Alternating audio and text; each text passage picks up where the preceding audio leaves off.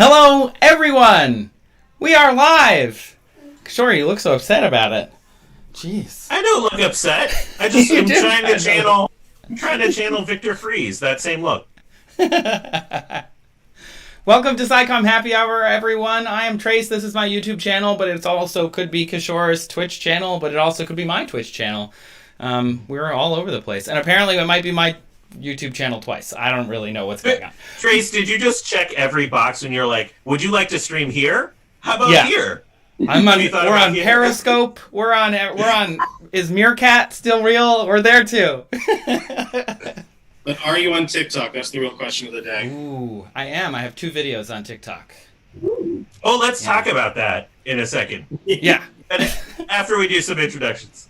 Let me do some introductions. Yeah, I'm Trace. You probably know that if you're on my channel, but you can come and find me anywhere. I'm Trace Dominguez on most platforms, or Mr. Trace D on the ones where Trace Dominguez wasn't available. I don't know why it wasn't available, but it might not. I make science videos, and then over here we have Kishore. Hi, I'm Kishore. We've been doing the SciComm Happy Hour every week for, what now, like 3 months? In pandemic times. I think that equates to 40 years of time that we've been doing the stream. And really, like, Trace and I started this so that we could talk with our SciComm friends and keep our own spirits up as we go through this strange period. But also, it's an excuse to start the weekend a couple hours early here in San Francisco for me. I'm excited this week because some old friends are on. Starting with my friend Ben Lillie, who's right below me, Brady Bunch style. Ben, welcome to the show. Hello. You can say who you are and stuff now. Oh, yeah. Hi. I'm Ben Lillie. I don't do anything right now because everything got shut down. I was one of the co-founders of Story Collider and also one of the co-founders of Caveat.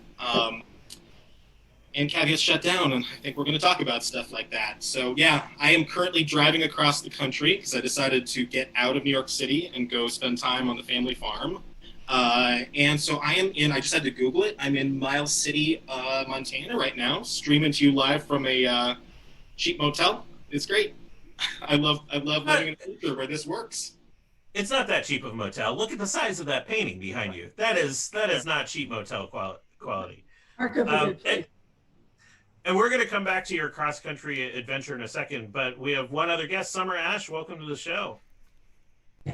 Thanks for having me. I am coming to you from the desert in New Mexico. I'm in Socorro, New Mexico, surrounded by 106 degrees in all directions right now, which is hot. Lovely. That's real hot. That's hot. And I am an astronomer and a science communicator, and I'm currently working at NRAO, the National Radio Astronomy Observatory, in the public and outreach division. So I just got to get to talk about space, which is what I'm here to do anyway. And it's in the desert because it doesn't get interference or something, or why is it so far away from everything? Question. So, yeah, far away from everything. In astronomy, high and dry is good, regardless of what type of astronomy, but if you can do it from Earth's surface. And then away from light pollution, and our light is radio. So we want to be away from your cell phones and your radio towers and your cell towers and everything. And so it's at 7,000 feet.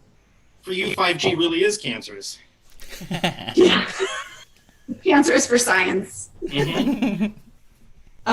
So it's a big it's a ancient lake bed that's at 7,000 feet, and pretty much the biggest diameter in there is around like 25 miles, and then it's got a natural mountain range that surrounds it too, which kind of also helps shield noise.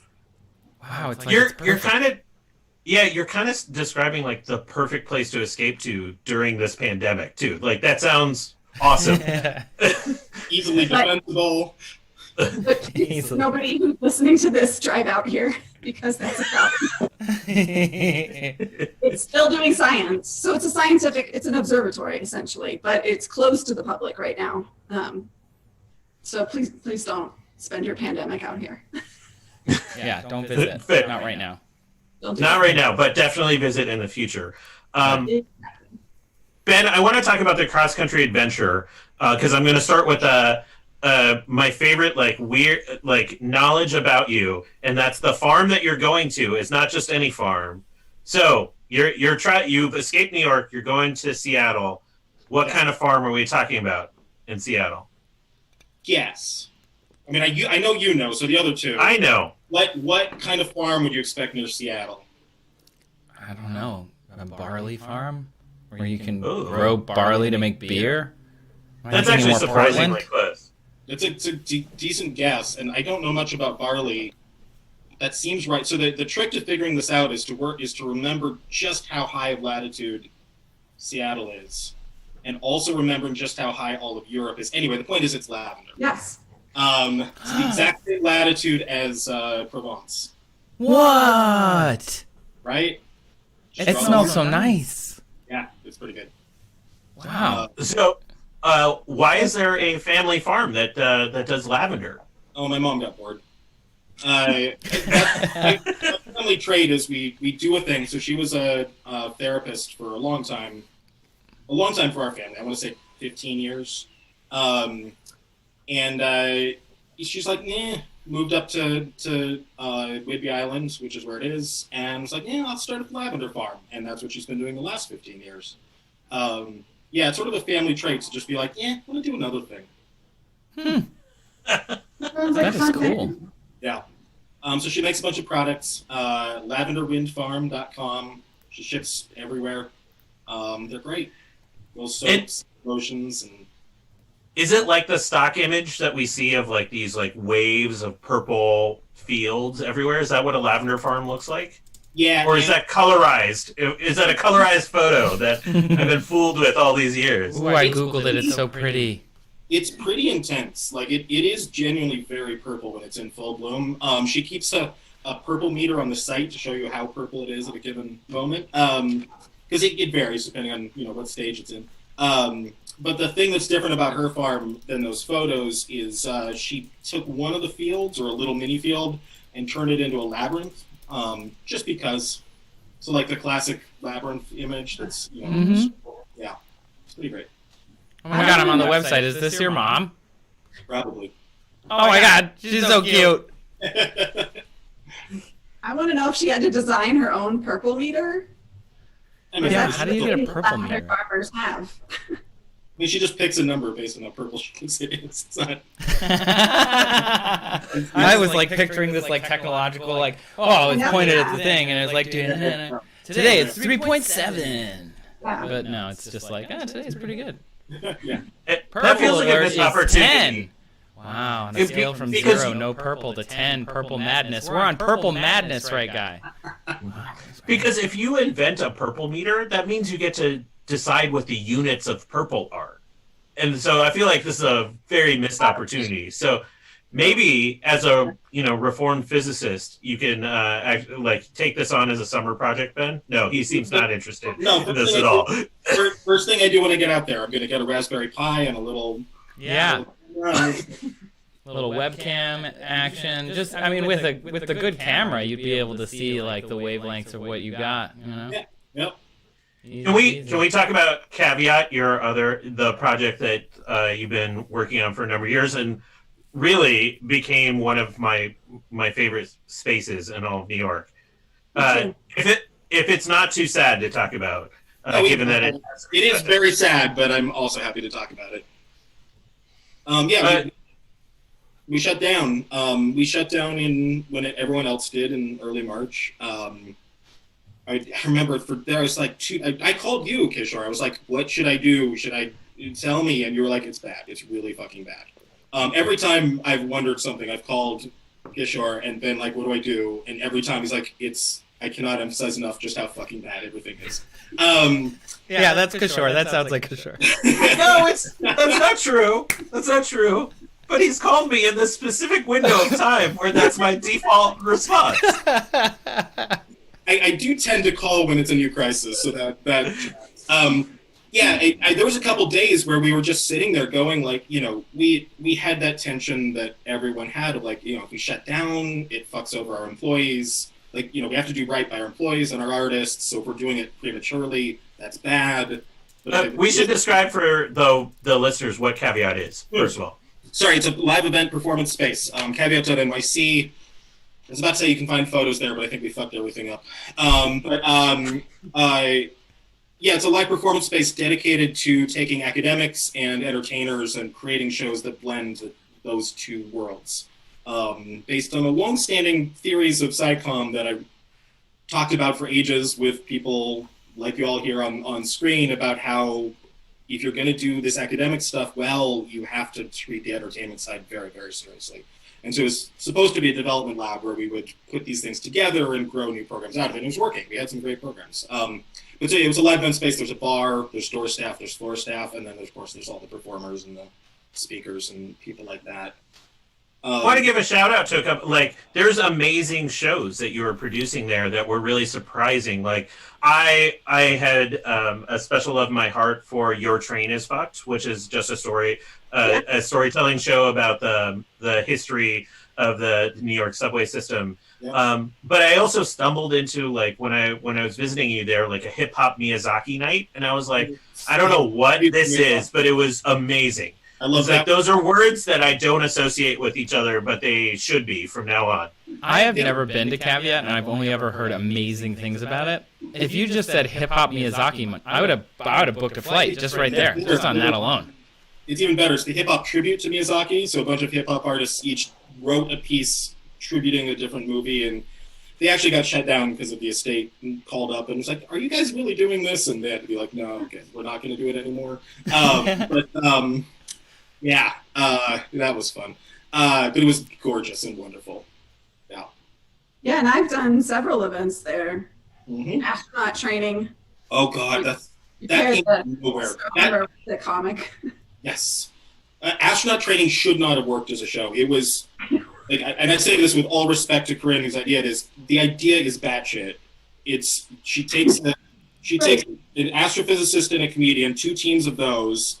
She plays this Elon Musk type character. She has a science writer, Lauren Grush, who's her counterpart, and they train them to go to Mars. And it is the most ridiculous comedy games, but every time it was some of the most beautiful comedy and science I've ever seen. They played this one game where they did, I forget the name of the game, but it's like the word is behind someone and someone the scientist has to guess the word and the comedian has to say it without, 5 taboo words. Taboo, that's the word I was looking for. And they did this magic trick where every single show, it was things like, Saturn or gravity. Even microwave background. Microwave background. Every show they put in coronal mass ejection, and it was such a magic trick because every astrophysicist got it relatively quickly because it's not that hard to get if you know that phrase. But it felt like such a miracle to the audience every time. They went nuts. It was incredible. That's good SciComm right there. That's something that I think we're missing right now because we can't have that interaction with. I mean, we can have it like this. We can have it over Zoom, but you can't do a improv show over Zoom as easily as you can in real life, and it doesn't have quite the magic I would imagine that you can get there. Yeah, Ben, you experimented with a lot of the shows going virtual. What was the experience? Because so much of how I got into SciComm was about in-person events and fed off the energy of people in the space and. What's changing and what do you see kind of going forward? Because we have no idea when we're going to be able to do stuff like that again. So we tried to shift every show that wanted to be an online stream. And the honest answer is most of them didn't translate for all the reasons that everyone naturally expected. No one was super surprised by that. I think a few worked. I'll just say this up front so I don't have to deal with it at the end, but we had to shut down the live streams as well, just based on the math didn't work out for what we could make off a live stream to support the full staff that we had. We were trying to keep our staff employed. We couldn't do it off live streams. And so the only way to make everything work where we might be able to reopen in the future was to shut down now, keep what little cash reserve we have, and use it for reopening. Okay. So trying out the live streams, most didn't translate. You don't have that same energy. You don't have the same feedback mechanisms with audiences. But also, and the main reason that I think most of them didn't translate is they weren't built for this, right? This is a medium. This is a format. And there are things that this works with, and there are things that it doesn't.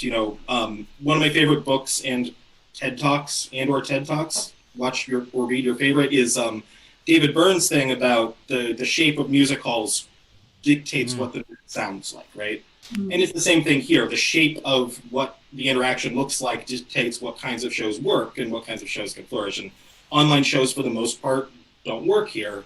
But there are online stream shows that are amazing, right? I've been doing deep dives into these, and there are Twitch streamers that do incredible shows. I stumbled on this one. I don't know if you guys have seen it. There's a show called Artificial Next, which is it's so incredible, right?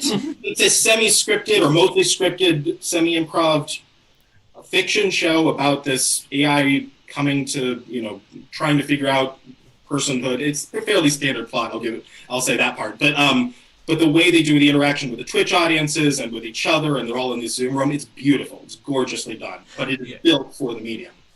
They have multiple actors playing out these roles, but then there are these polls that will come up, and the audience gets to vote on what the AI, the actor playing an AI, does, or what the scientists or the other characters, how they interact with it.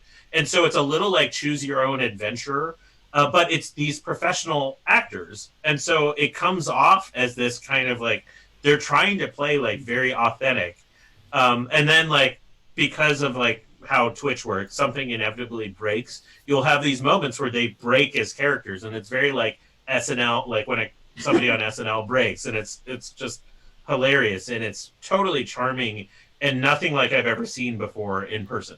And it's drawing 15 to 20,000 simultaneous viewers. It's doing numbers that are serious on that platform. It's run by people who have serious Hollywood experience. And then they also do these things where they'll have non-episode streams where they'll bring an actor on and work with the Twitch audience to build out a character, what their character traits and personalities are. It's very cool. Anyway, so the point is, there are things that can work on this online streaming that are beautiful and wonderful, but you can't obviously just take a in-person thing and drop it in here and have that work. And it's gonna. I do think. I ran an online meeting for all of our producers where I was something good is going to happen. Somebody's going to come up with a really cool way to do comedy and other stuff we do in Twitch formats, and I still believe that, or not just Twitch, but streaming formats. But it's going to take some time and things being grown from the ground up. Yeah. We were talking about this before we went live. I think Trace uttered the word TikTok, and I have a complicated relationship there. And I have a complicated relationship because some of the science communication content on there has become kind of interesting. The whole I went to a fairly esteemed group of researchers, had a virtual talk this morning, and they used the term tweet attrition about the pediatricians that tweet and get on TikTok. And I was there's terms emerging for the people that are using the platform. And I'm just curious what people think about science in that medium and that medium generally, given what we sort of know right now. I've seen some good stuff. I mostly see people reposting into Instagram.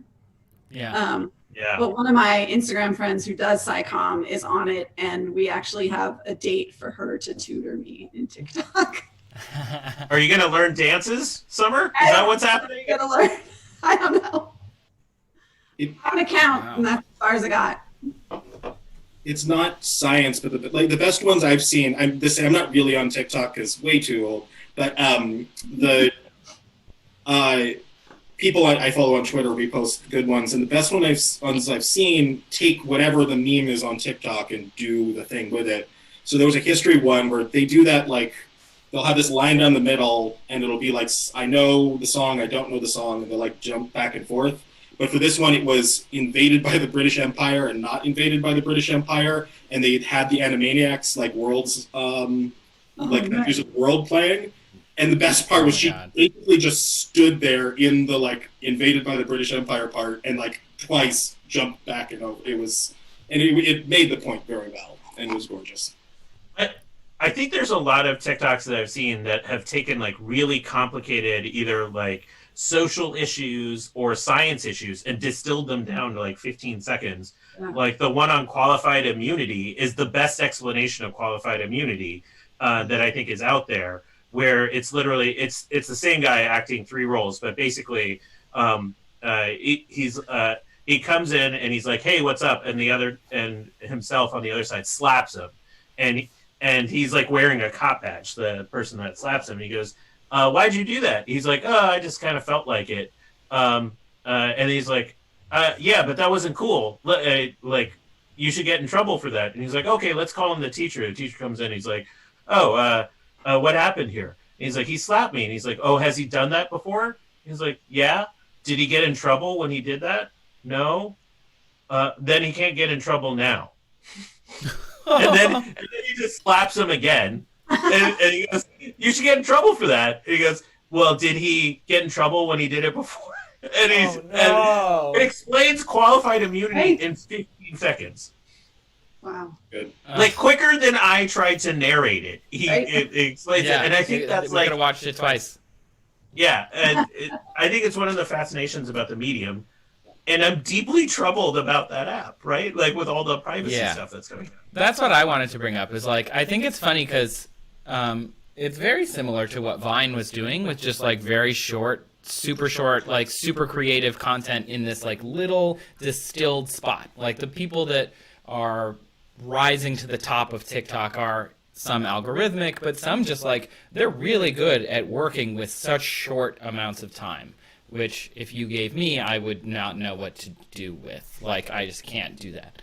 I couldn't even make this little diatribe short. You know, it's just like it's such a cool medium, but I just don't understand it at all. And there are a lot of issues with the app itself. I mean, Rohin, who was on last week, Medlife Crisis is his handle.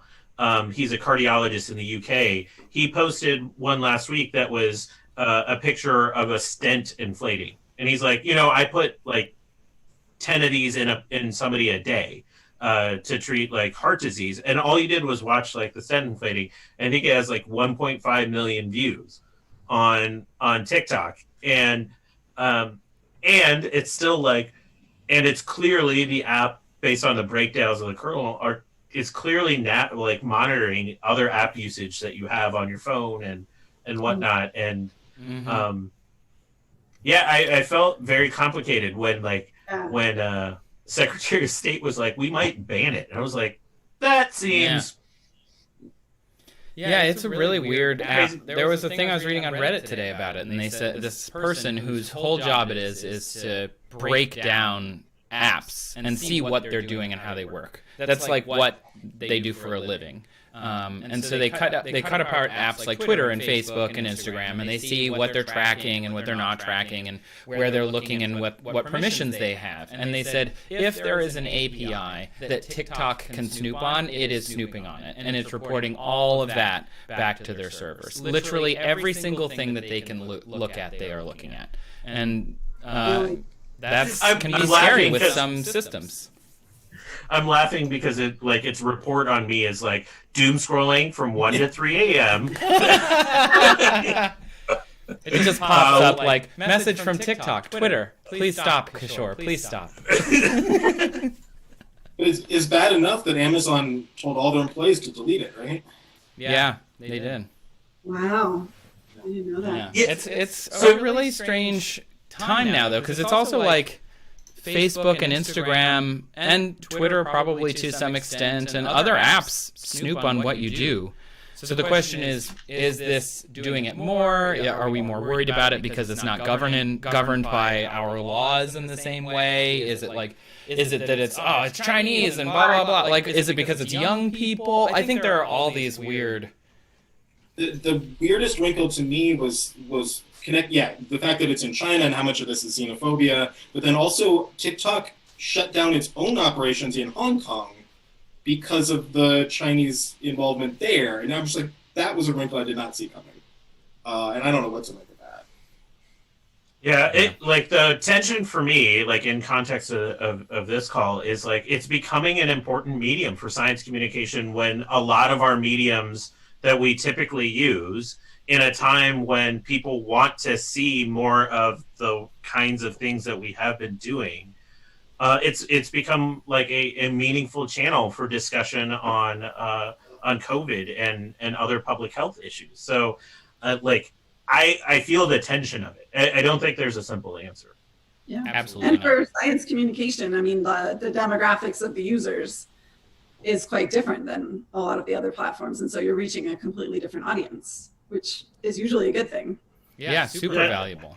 I know a bunch of people who are part of TikTok's like little investment fund where they're trying to get people to do SciComm on their platforms, and like that's awesome. I wish other platforms would do that.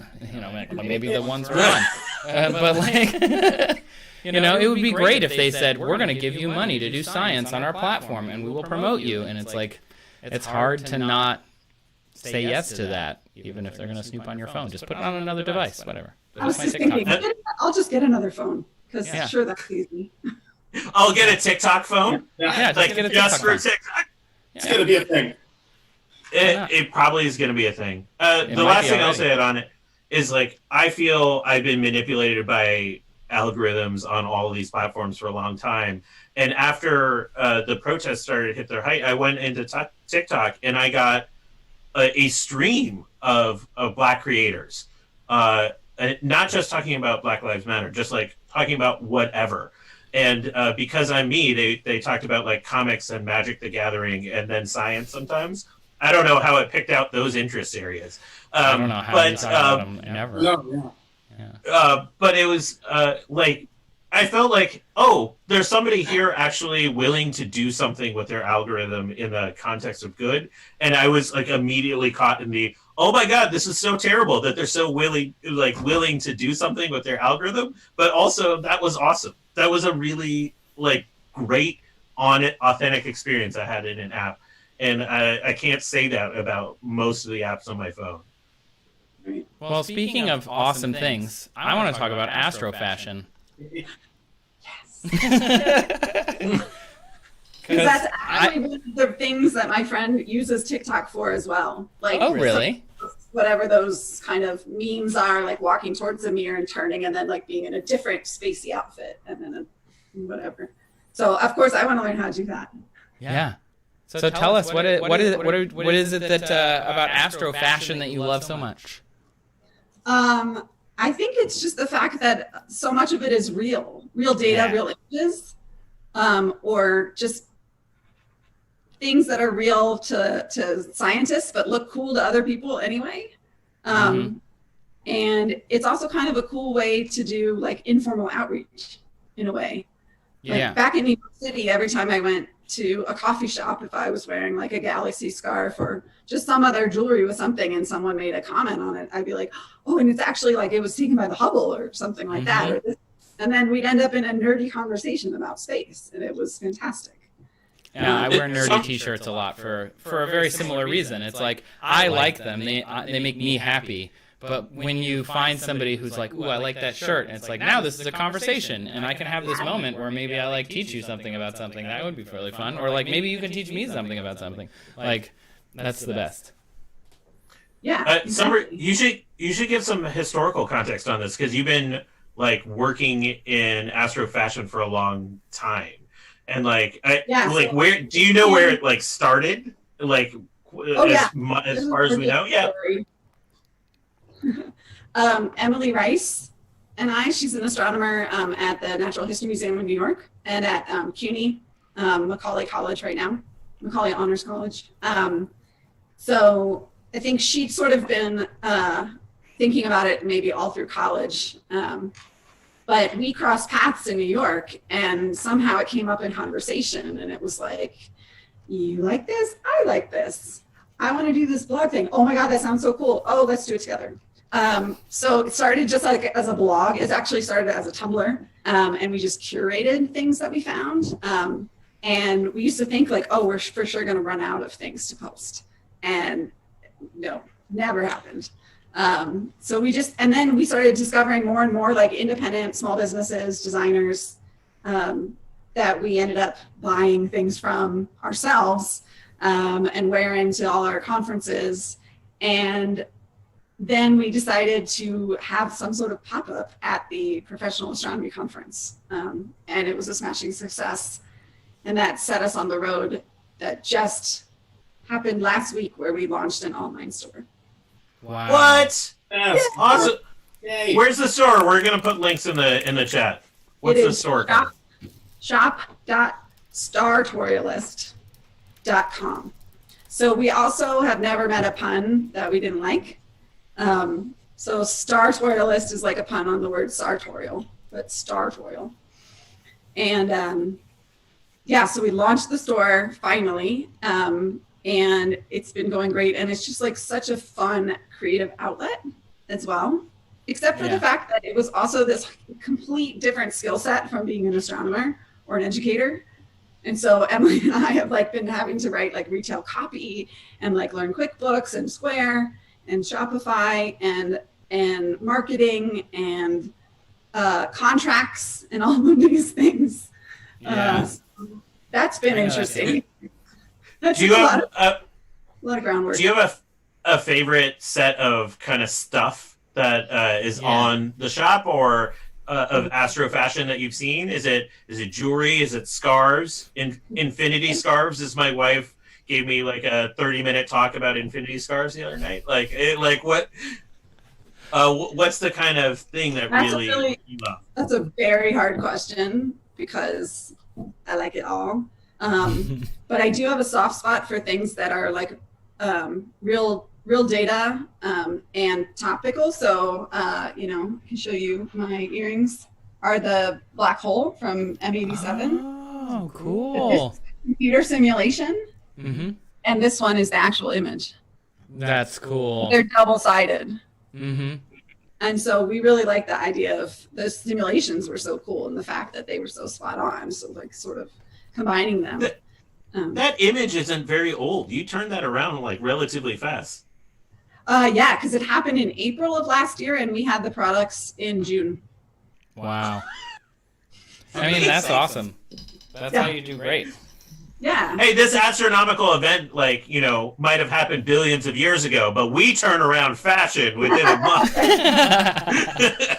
You turned around an earring faster than actually they turned around the image by far. Exactly. Cool. So we also have there's a necklace that shows the gravitational waves signal, the chirp. Yeah. But we also have tons of things that have real Hubble images on them, nebulae, star forming regions, things like that. We're starting to develop superpowers with just being able to look at something and being like, oh, that's LH95 and that's NGC, blah, blah, blah, blah, blah. Oh, cool. I don't know if that's weirdest Marvel superpower ever. If we ever go on a space voyage that goes really fast, we'll be we could be the best tour guides. That's so funny. But speaking of infinity scarves, we have ones with constellations on them and pockets. I don't know what an infinity scarf is. I should have attended your wife's 30-minute TED talk on it. It's a long loop of a scarf instead of just a straight thing with that makes so much more sense. Yeah, so you can Why haven't all scarves been that? I don't know. Depends on the design that you want to show too. So sometimes the big pashminas are much better for just flipping it over and having the big design show. Yeah, makes sense. So also we're starting to design our own products as well. And one of the first ones that we've had for a bit, is Mars Curiosity, like a line drawing of Mars and the Curiosity rover and the Sky Crane, and printed on ties and pashminas. Wow. Ties? Yeah, some NASA nerd that's on this show every week is probably going to be wearing that. Oh yeah. Well, I He's will gonna say be that really upset. He missed that. we've sold products at the conferences, like to Paul Hertz and to John. Oh my God, he's going to kill me for not remembering right now. John, that's good enough. John is a Other good enough people- description for a lot of astronomers. So, I haven't like drank actually in a while, so. I know the feeling. I haven't drank since yesterday. it's been at least, I don't know, 8 hours. I mean, yeah, I know. It's like, Yeah. it's a little early for me, but, you know, it's fine. John Mather, Ah, he used to be the head of JWST, Mhm. and Nobel Prize winning. Yeah, back it's, for Kobe. And I sold him JWST 3D printed earrings of the mirrors for his wife. that's cool. that's My pretty ears cool. used to be pierced. I wonder if they'll still work. I could probably get something in there. Get some James The Webb James Space Webb Telescope earrings. is a pretty, like, that design lends itself to jewelry. So It's I very feel like iconic. that's a good call. But we also have T-shirts with the mirrors on it and socks with the mirrors on it. We now have socks. And we used to have a flask, and we were thinking of bringing the flask back and having all of the previous launch years crossed out. Listed on it. That's pretty good. That is pretty good. I would have, back in the day, would have bought one of those for the LHC. Oh, yeah. Yeah, there's a whole bunch of CERN imagery you can have in there. Absolutely. Yeah. So if also we are open to requests and things like that. So anybody who wants to just send us the contact form in the app or in the Shopify store and let us know what you would like to see. Jeff Silverman in the chat wants to know if you want to go into a bit about the DIYers versus the couture of astro fashion. Well, that's no joke. Couture wise, like it's been on the runway in Paris and London. Yeah. And there's the full Valentino collection that was gorgeous, like constellations, but it also took, I think, I never saw like where they gave credit, but it looked like they took the drawings of Trouvelot. So this guy, Etienne Trouvelot, I think is how you say it. He was an amateur astronomer, and he drew and painted all of these gorgeous spacescapes and Mars and Jupiter. And those were like the designs that were on the Valentino practically. Based here in LA, so I know you can't go there now, but there's that funky museum of Jurassic technology. Okay. The fake museum, yeah. His paintings are in the upstairs up there. I am writing it down. Yeah. Once we can finally go outside again. Like I kind of want to have them all over my house. And then the DIYers, I mean, we've got so many things. Technically, like a lot of the jewelry that we buy from those designers, like just started as like a DIY project. Somebody doing it at their kitchen table or something. They're literally sitting there, making them by hand. So many of our Summer, you're a products job creator. You're a job creator now. There you go. How does it feel? Yeah, it's pretty good. That's really cool. I have a tattoo that I got recently that is SciComm related. I got it back earlier this spring. So yeah, I was noticing. Those this are is to scale based on the length of my arm. And then it's also to scale based on the size of Jupiter. So Jupiter is 3 centimeters. So the tattoo artist I went to, I knew she was the right one when she opened Illustrator and was like, okay, cool, I'm going to set my scale to 1 millimeter and we will make this happen. And I was like, perfect. And then As soon as you heard metric, you were like, oh, this one gets it. Yeah. So these are actual images that then she just I pulled off of NASA websites and stuff. And so these are Cassini images and it's really fun. I'm also loving that the way it's set up, you're like holding the sun in your hand, right? Yeah. Yeah. So the sun would be here, and it would be about a beach ball, roughly, Yeah. based on the scale of it. I got this one a couple years ago, Oh, which is the cool. outer solar system and then the trajectories of the spacecraft that have left the solar system. Yeah. So you have the Voyager and the Pioneers, and this is New Horizons. Wow. If they do another one, are you going to add to it? Yeah.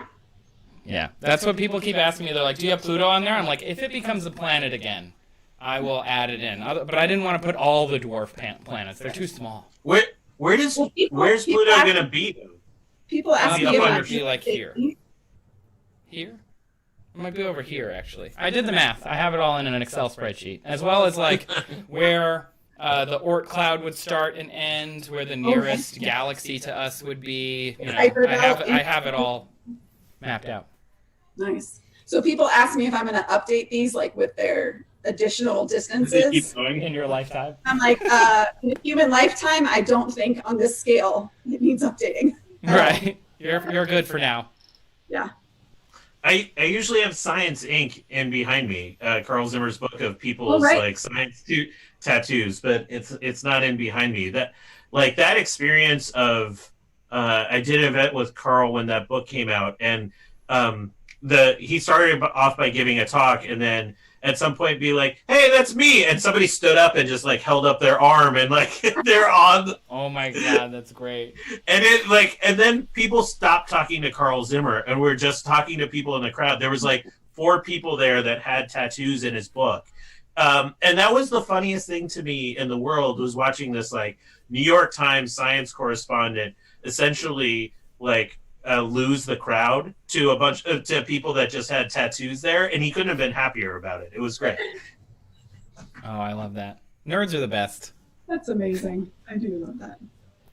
So since we're talking about this, I brought it up, I know, but I didn't mean to, but this transition works so well. There could be another planet on my list. Right. I wanted to talk about Planet 9. There, that's about the best I can do. So Planet 9, 10 times the mass of Earth. Maybe Neptune-sized, potentially. We don't know where it is, but we know it's probably out there. Is this something that y'all know anything about? Am I the only one who's looked up Planeta Nueve? Oh no! I mean, I've tried to follow it, but I haven't followed it lately. But I did see that there was like a paper that was more arguing before this latest one, but about just what do they call it? Collective gravity. Which to me makes a lot of sense. Like an asteroid system or something, or just like that, you have to take into account like every body that's out there is pulling on every other body, and so if you have enough small ones within a confined distance, then you could probably like average what that's going to do. But I mean, I think that it's to some extent for that, it's like we're limited by our computing power. Because we used to have test particles that would represent, probably hundreds or thousands of stars each just in our galaxy. Mm-hmm. I'm sure we've gotten better than that, but there's a limit to the number of things that we can take into account. I never thought about that, but I guess that's true. Even in a supercomputer, you think a supercomputer, people just like, oh, put in the supercomputer, it's fine. Right. But it's like even that, you only have so much time that you can dedicate to that calculation. So you have to know approximately how long it's going to go. And wow, that's super interesting. That plays a role with all of the studies of solar system formation as well, because there's still so many moments in those things where if you tweak one thing, like chaos ensues or things end up completely different. Gravity's a bitch. It's not just a good idea. It's the law. How would they name? Does anyone know how they would name a planet if they ever actually locate this planet 9? From what I know, the IAU doesn't. Yeah. What was the joke, Ben? Yeah, I said it'd have to be an online poll, and it would be Planet McPlanet face. Yeah, Planet McPlanet face. Planet McPlanto. No, but that's like Pluto was named by a young girl, right? She wrote a letter, and they named Pluto based on that. But the IAU has to sign off on it. So I would imagine. Fun fact about Pluto: Tom Baugh's grand or great niece runs the library in Magdalena, which is the next town over. Oh, well, that's pretty cool. You just go hang out and be like, hey, let's talk about science. Yeah. Old science times. Yeah. I went up to the Lowell Observatory once. It was very cool. Lots of telescopes. Got to like wander around in Lowell's like telescope room, and I didn't touch anything, but I wanted to really bad. I've heard really great things about that. It's a great observatory to visit. Super cool. It's in outside of Flagstaff in Arizona. So really cool. But back to Planet 9 really quick, because I didn't actually describe why I wanted to bring it up. There's a new Astrophysical Journal letter study about it might not be a planet after all, but might be a primordial black hole, which is super interesting to think about. Like, there could be a black hole close enough that it's affecting us gravitationally, potentially, but far enough away that we haven't fallen into it yet, which is cool. Very helpful for us. But, like, if it's a black hole, how do they spot it, right? Because it's dark, so that would be something that, like, I guess you all would work on in New Mexico with radio telescopes and stuff. Is that correct? Well, but we also do a lot of that, like, indirect observation. So, like, we do these observations of the stars at the center of the galaxy, and you can see by how eccentric their orbits are that there has to be, if you do the math calculation of one mass and another mass, that other mass has to be very big. So it has to be like a supermassive black hole. But I totally want to tell you about this analogy that was in a documentary that's on A Brief History of Time.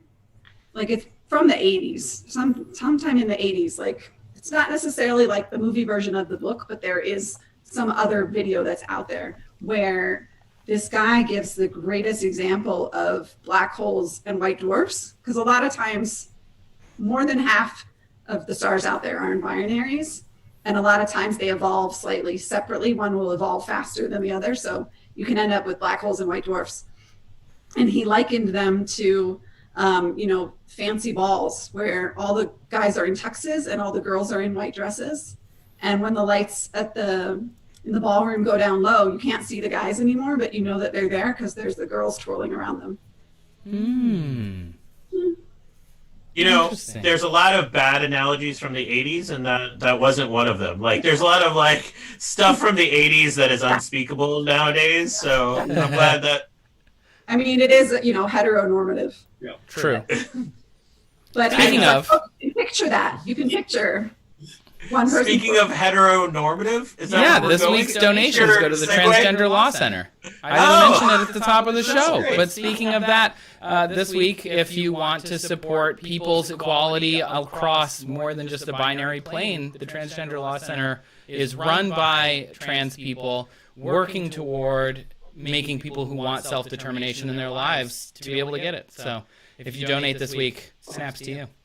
Loving it. Speaking should add more faith in your segue. Sorry, Trace. Oh, yeah. Always have faith in my segues. That I only just saw on Twitter right before we started, but the swimsuit issue of Sports Illustrated has the first transgender model. I saw that too. Well, I heard about it. I haven't seen it yet. Yeah, it's really cool. You know what's shocking about that? That Sports Illustrated has a print publication still. Like, I didn't realize Sports Illustrated was still a thing. It's like, I was like, what? That's a thing? I don't remember hearing about the swimsuit issues since like the late 90s at this point. So maybe it's like a digital only thing. We live in bubbles. You know the year when digital ad revenue for legacy publications crossed the print? It was like 2 years ago. Like, really? What? Yeah, I didn't even know it had. That's how damaged I've been in the world of digital. They're like, we don't make any money. Stop asking for raises. I mean, print is still a big thing. Just not us. Yeah. Our bubble. That's cool. That's really fascinating. Okay. I'm kind of okay being in that bubble. I don't know. Like, most of the time I'm like, I should get out of this bubble. I'm like, no, I'm okay. I don't need like print magazines. Like, I used to have like a stack of National Geographics from like every month.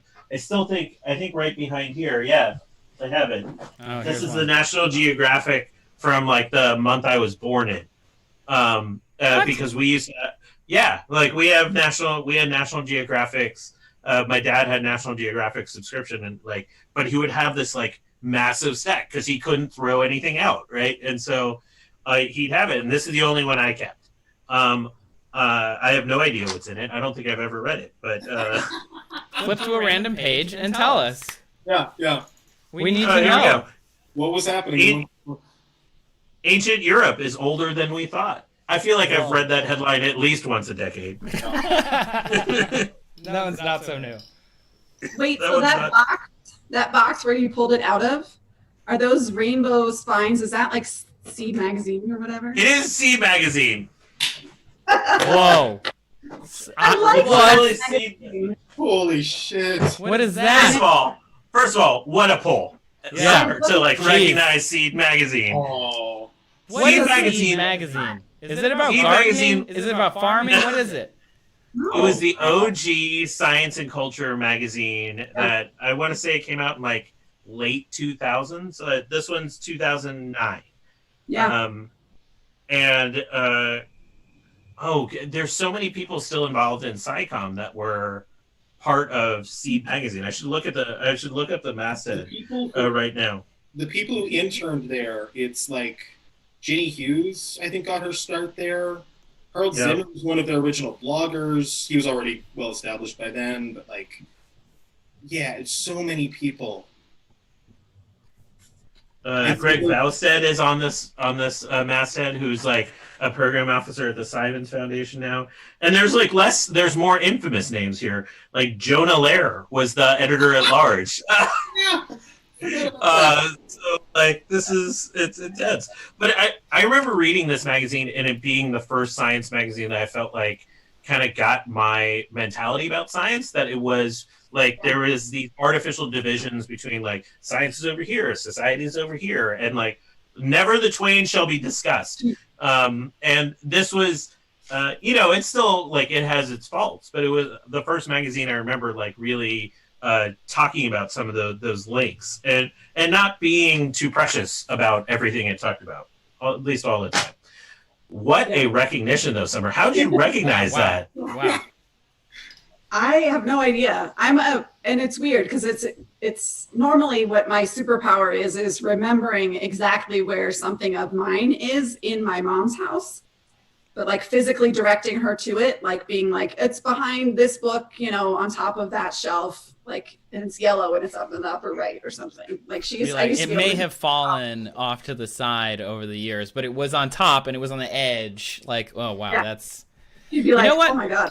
Summer, maybe you missed your calling as a, like, I don't know. I was going to say Federation, but I feel like you wouldn't be in the Federation. But just like some kind of navigator, be like, oh, well, that's that galaxy, that's that nebula. I know that we left that stash on that moon over there, so we'll just get there this way. I will say that I always have to think in cardinal directions.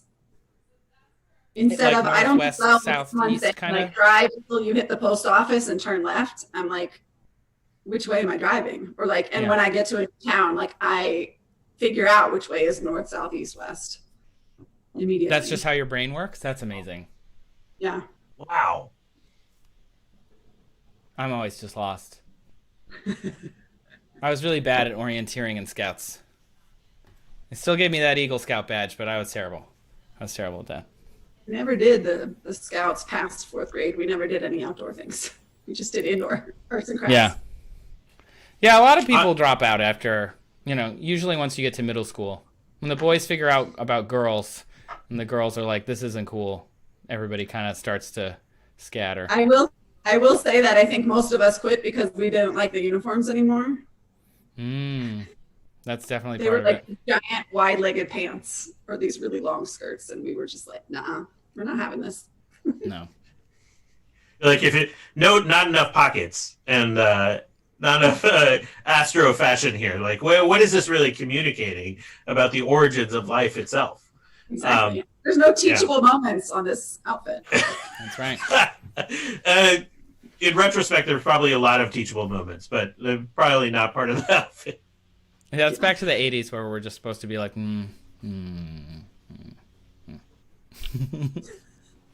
80s fashion. No thanks. Unless I'm looking at cute pictures. I did like the neon. That's back. I think you've convinced me to read a bunch of Seed magazines tonight while I drink for stuff.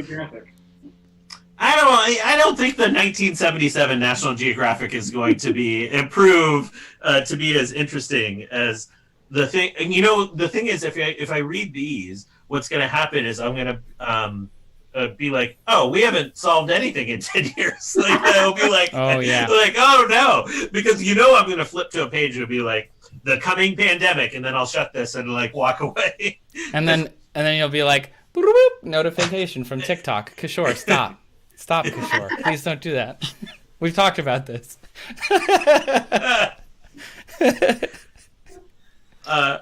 Well, we've already been talking for an hour. I'm not sure about what, but it's been great. It lifted my spirits. Let's do some plugs on where people can find you and stay up to date on stuff. Why don't we start with you, Ben?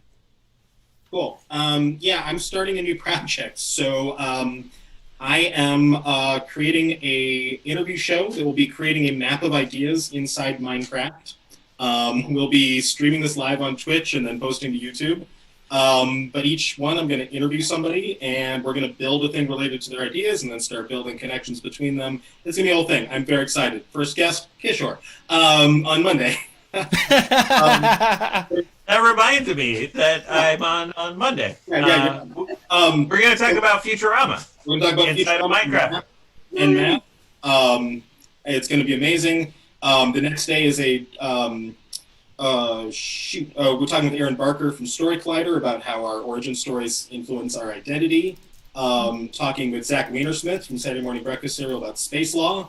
And Michael Salgarolo, a historian, talking about how you preserve history in the face of climate change. It's going to be a hell of a range of different topics. I'm very, very excited.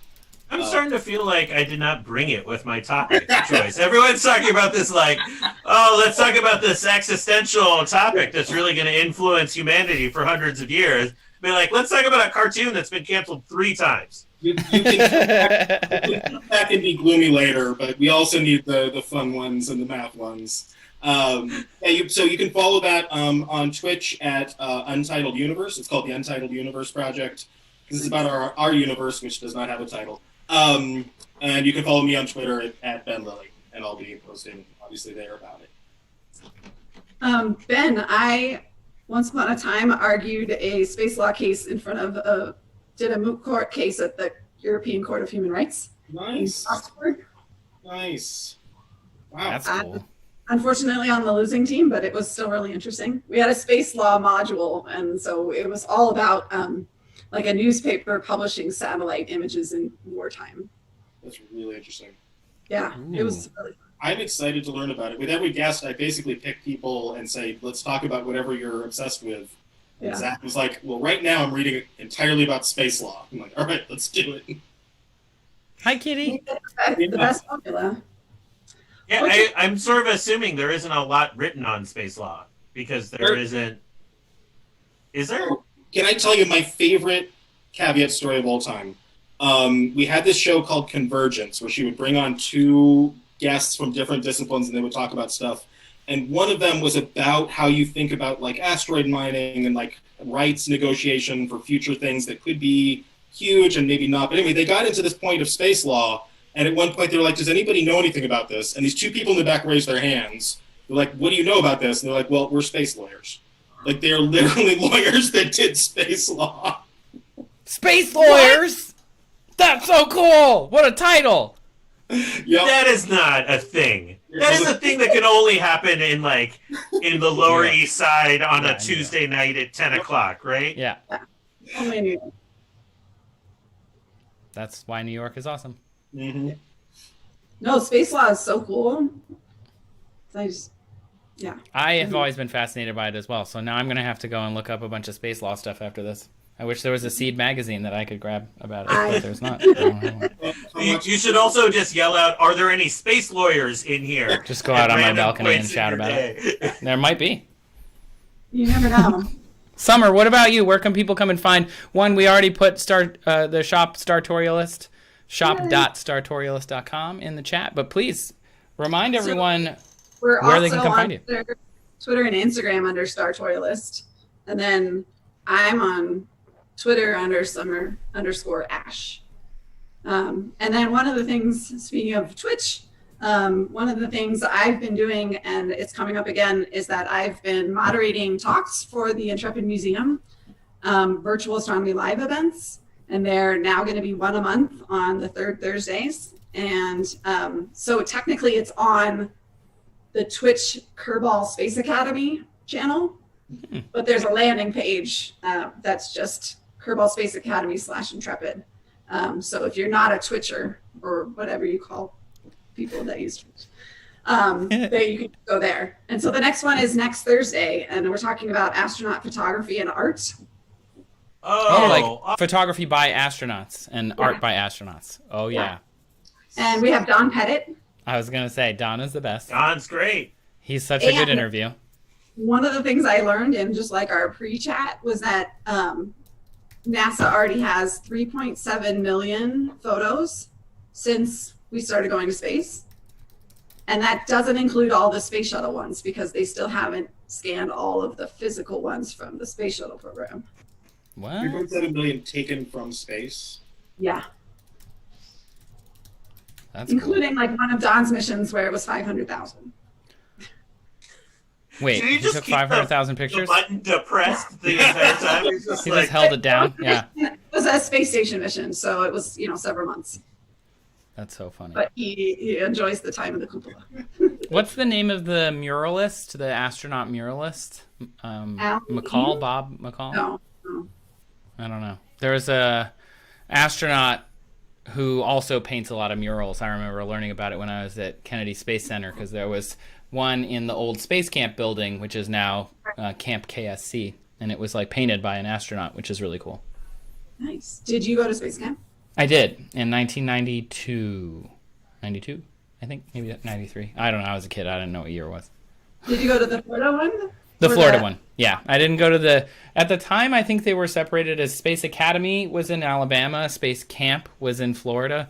The Space Camp one has since gone out of business, and so now Kennedy Space Center runs their own, which is a separate entity. But it's still there. I actually went to a launch, and they let me go into the building, like into the back area before the campers came. And I was like, that's where I sat when I graduated from the Venus team, and it's still the same benches. I went to Space Camp and Space Academy in Huntsville. And one of the things that cracks me up is that when I went for the first time, like we didn't have team names like that were planets. They were aerospace companies. And so I was like Morton Thiokol, but another team was like Lockheed, and another one was Martin Marietta, and another one was Northrop, and another one was Grumman. And so I like to joke about the fact that at Space Camp, if you went now, they're all one team. Yeah. Now everybody's together. It's just one team now. That's a little strange. For my astronaut training event at Caveat, I wore my original Space Camp T-shirt and visor that I still had. Whoa. I still have my book. That's on the bookshelf behind me, but I don't have my shirts. I don't know where the VHS tape that they gave me went, but we definitely have it. Yeah. And there's a digitized version of it as well, but I don't know where. Yeah, I have those too. Yeah. It was an experience. I loved Space Camp. Highly recommend. Yeah. Four thumbs up. 4 thumbs up. Trace, I think have an that's update. it. Oh, sorry. Anything else, Summer? Trace, I have an update from my chat. Duck Duck Goose in my chat said, assuming that your Jupiter tattoo diameter is 3 centimeters, and taking into account the distance to Andromeda being 2.5 million light years, which is 2.3 times 10 to the 19th kilometers, that if you had the Andromeda tattooed on somebody, they would have to be about 5 billion kilometers away from you, or 5,085,073,058 kilometers from Trace's hand, give or take a centimeter or two. So just a few centimeters off. That's pretty far for somebody to get Andromeda to scale as a tattoo. Just FYI. This is a solid. That wouldn't even be to scale. How big would they wouldn't even be able to tattoo it on their whole body. They'd need to tattoo it on their country. Because that'd be a big star, like one beach ball. That's a pretty big scale. Ooh. That's good. I thought that was an important update, and that's a level of chat that I wasn't prepared for, which is the math correction chat, but I appreciate it a lot. I love it. I love it. I will be probably playing some PUBG customs tonight on Twitch with some friends of mine. And then Monday, I think I'll be talking about Futurama math on Ben's stream and maybe getting the math right. Now I'm much more nervous about it than I was like a couple minutes ago. Wednesday nights, I do a Twitch stream where we screen movies we love and then talk about the science afterwards. My friend Jeff Silverman. And next Wednesday is Wall-E, which is my favorite Pixar film. So good. I think it's going to be exceptional. We've never done that before. I'm not sure what science experiment I'm going to do mid-movie next week, but we'll figure it out. And then I should be on a Tested podcast back next week. I think that's enough for me. Dang, Kishore. How about you, Trace? Busy. I'm working on my current series that's airing on this channel right now. We're into episode 3, aired this morning. That episode is one of my favorites so far in the series. This series, I do every month or so. I'll do 5 episodes about one topic, and this week and early next week is about brain-computer interfaces. So I talk to 3 different bioengineers that do different things. One focuses on EEGs, one focuses on like implants and prosthetics, and then one focuses. She just defended her doctorate the weekend after I talked to her, so it was the first time she called herself doctor, and I was like in the interview. It was so great. But anyway. They all talk about BCIs. And so today's is about whether the brain and a computer are a good metaphor for, is the computer a good metaphor for the brain? And spoiler alert, not so great. But the best part about it is that we've used lots of different metaphors for the brain over time. It's just whatever is the most advanced technological thing we have, that's the metaphor we're using. And so if we ever come up with quantum computing, maybe that'll be the new brain metaphor. People have already said like, oh, well, wouldn't data centers be a better metaphor? And I was like, sure, this black box is like that black box. Like, it's fine. I think what I'm hearing is that the brain works like TikTok. The brain is, yeah, they're the same. They're the same thing. Yeah, it's just repeating loops of people dancing. That's kind of all it's for. So we have 2 more episodes coming out, and they'll come out Monday and Wednesday of next week. Yay. Awesome. Thank you, everyone that contributed to the Transgender Law Center on Trace's YouTube channel. And stay safe and have a great weekend, everyone. Bye.